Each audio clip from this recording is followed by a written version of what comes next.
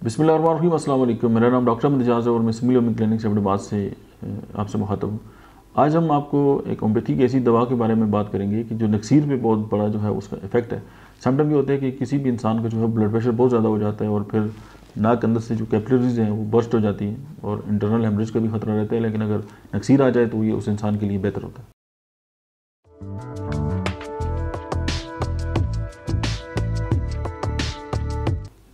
और उसमें यह है कि होम्योपैथी की दवा जो है वो एक बहुत ही इस हवाले से बड़ी शोहरत रखती है और इसमें यह कि हमारा बहुत ज़्यादा एक्सपीरियंस भी है और इसकी आपने एक ही खुराक इस्तेमाल करनी और न सिर्फ ये कि नक्सीर आपकी जो है वो ठीक हो जाएगी बल्कि ये कि ब्लड प्रेशर पे भी इसका बहुत एक्ट है।